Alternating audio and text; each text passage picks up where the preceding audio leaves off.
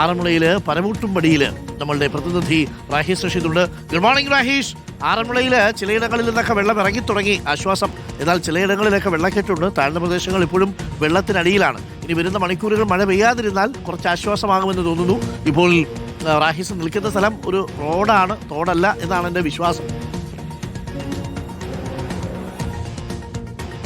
Good morning Arunkumar.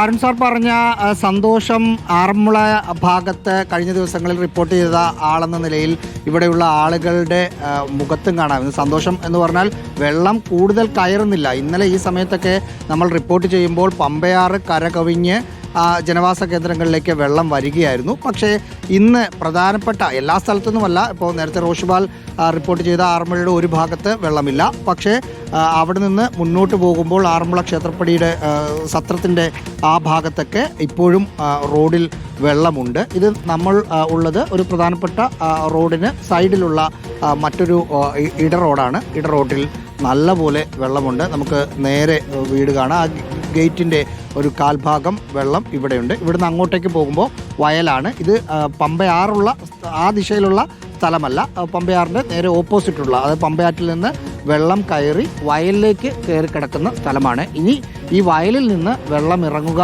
എന്നതാണ് ഏറ്റവും പ്രധാനപ്പെട്ട കാര്യം.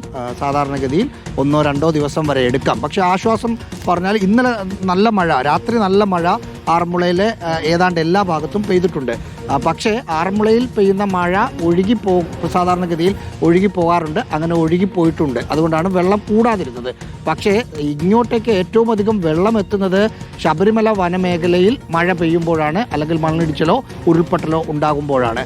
അവിടെ സീതത്തോട്, നിലയ്ക്കൽ, പമ്പ മേഖലയിലൊന്നും അതിശക്തമായ ഒരു മഴ ഇന്നലെ ഉച്ചയ്ക്ക് ശേഷം പെയ്തിട്ടില്ല, രാത്രിയും പെയ്തിട്ടില്ല എന്നാണ് മനസ്സിലാക്കുന്നത്. അതുകൊണ്ട് വെള്ളം ഇങ്ങോട്ട് കൂടുതലായി വരാൻ ഇനി ഒട്ടുമില്ല. അതുകൊണ്ട് തന്നെ ഈ വെള്ളം ഇന്ന് മഴ പെയ്യരുത്, ഇന്ന് ഇവിടെയും മഴ പെയ്യരുത്, ശബരിമല വനമേഖലയിലും മഴ പെയ്യാതായിരുന്നാൽ ഈ വെള്ളം പതുക്കെ പതുക്കെ ഇറങ്ങിത്തുടങ്ങും. അത് ഇവർക്ക് ആശ്വാസമാണ്.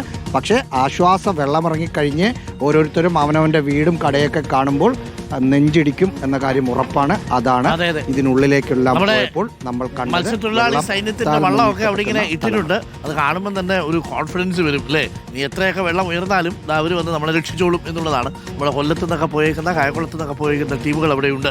അപ്പോൾ അവരവിടെ ഇങ്ങനെ കാത്തിരിപ്പുണ്ട്. അതുകൊണ്ട് ആശങ്ക വേണ്ട സാഹചര്യമില്ല. ആറന്മുളയിൽ നിന്ന് വെള്ളം ഇറങ്ങി തുടങ്ങിയിരിക്കുന്നു.